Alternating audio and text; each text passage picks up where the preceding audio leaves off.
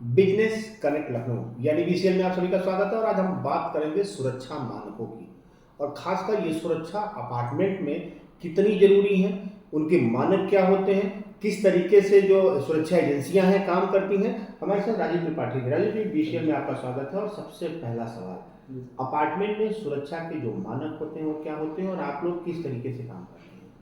Sir, apartment में सुरक्षा के मानक जो भी सोसाइटी एजेंसीज होती हैं और जो आरडब्ल्यूए होता है उनके बीच में निर्धारित करके कुछ मानकों को तय करके उस सुरक्षा प्रतिष्ठान की सुरक्षा की जाती है। जैसे आरडब्ल्यू का इंस्ट्रक्शन रहता है कि हमारे प्रीमाइसेस में बिना कंफर्मेशन के या अनआइडेंटिफाइड पर्सन या कोई भी इस तरीके की बॉडी हमारे प्रीमाइसेस में नहीं आनी चाहिए।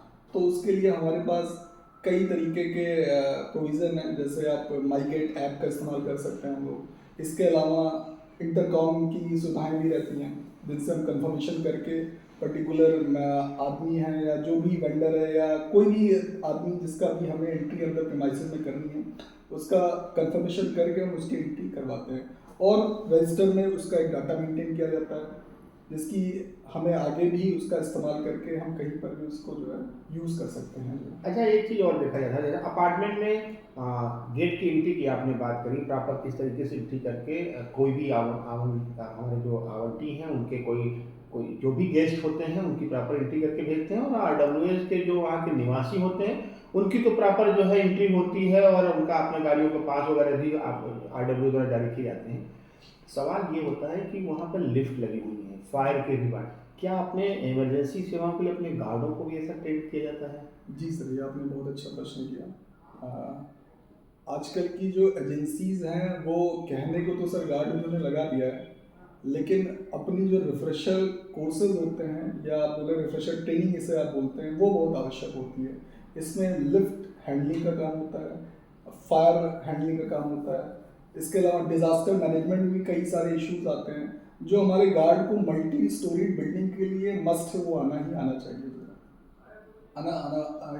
अगर ये जो मैंने आपको ये 3 पॉइंट बताए जो है, अगर ये मल्टी स्टोरी बिल्डिंग में नहीं आएगा उस आदमी को तो वहाँ पे काम करने लायक वो नहीं है गार्ड। निश्चित तौर पर आप बहुत महत्वपूर्ण बात राजीव जी ने बताया कि अगर उनको ट्रेनिंग नहीं है, गार्ड आप सिंपल गार्ड गेट पे लगा दिए, बैरियर खोलने बंद करने के लिए लगा दिया आपने, या फिर उनको सिर्फ एंट्री तक सीमित रखा, तो वो इम्पोर्टेंट नहीं। सुरक्षा के मानकों को अगर पूरा करने की अगर हम जिम्मेदारी किसी एजेंसी को देते हैं तो यह ध्यान रखने की बात है, क्या उस एजेंसी ने पसारा लाइसेंस लिया है, क्या उस एजेंसी ने उन सभी मानकों को पूरा किया, ये भी एक इम्पॉर्टेंट चीज़ है।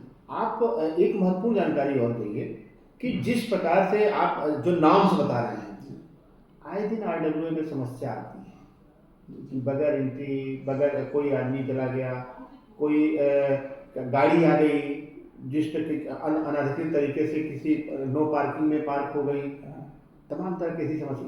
ये क्यों आती है? सारे मानक हम पूरा करें तो समस्याएं क्यों आती हैं, आपको क्या लगता है? सर, ये समस्याएं आने का कुछ प्रॉब्लम ये भी रहती है कि आरडब्ल्यू के जो सोसाइटीज़ हैं उसमें पार्किंग स्पेस की भी थोड़ी कमी रहती है। जो अलॉटेड व्हीकल पार्किंग बनी हुई है उसमें अगर बाहर का विजिटर पार्किंग हम कहीं पे अलॉट करके रखें और गार्ड को निर्देशित करके रखें कि बाहर की जो भी गाड़ी आएगी उसी विजिटर पार्किंग में खड़ी होगी, तो ये कम समस्या आती है। अगर आरडब्ल्यू में कोई ऐसा स्पेस नहीं निर्धारित किया जाता तो ज़्यादा समस्या आने की दिक्कत होती है।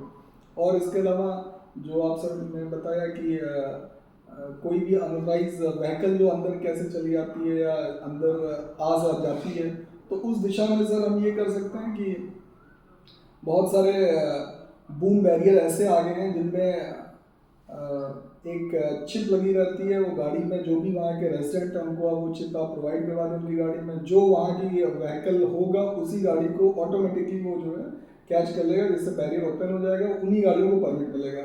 इसके अलावा कोई भी बाहर का विजिटर अगर आता है तो he will not permitted to enter that site. ये बहुत इंपॉर्टेंट बात है कि अगर आरडब्ल्यूए में हम बात करते हैं सिक्योरिटी की, तो उसमें आरडब्ल्यूए और उनकी सुरक्षा जो एजेंसी हैं दोनों के बीच में एक बेहतर तालमेल होना चाहिए, पॉलिसी तय होनी चाहिए।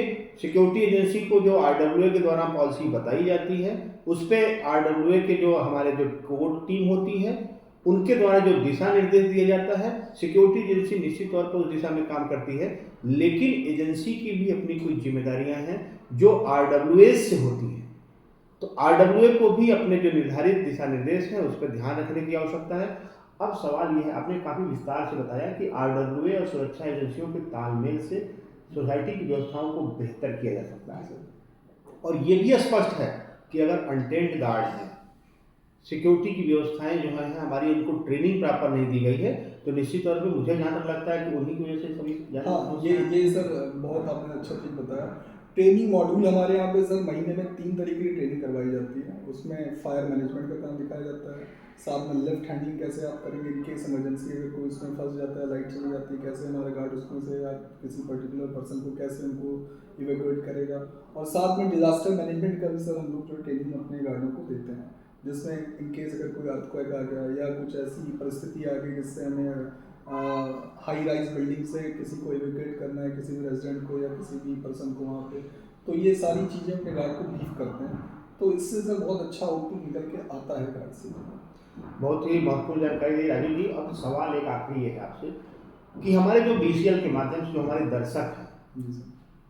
सिक्योरिटी चूँकि आप खाली अपार्टमेंट की सिक्योरिटी नहीं, इंडिपेंडेंट हाउस की, व्यक्ति की, या बड़े कोई कमर्शियल कॉम्प्लेक्स है, इनकी भी आप करते हैं। कोई भी हमारे दर्शक आप तक कैसे पहुँचे, आपसे कनेक्ट होना चाहें तो कैसे करें?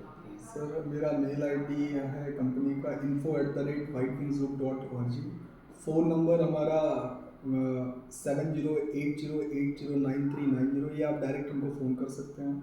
इसके अलावा हमारा मेल आईडी है www.whitewingsgroup.org। बहुत बहुत धन्यवाद राजू जी, आपने विस्तार से जानकारी दी कि कैसे सुरक्षा के मानकों को हम जो नॉर्म्स हैं उसको फॉलो कर सकते हैं, और क्या क्या वो कमियां हैं जिनको दूर करके हम व्यवस्थाओं को और बेहतर कर सकते हैं। बहुत महत्वपूर्ण जानकारी के लिए आपका विशेष आभार। धन्यवाद।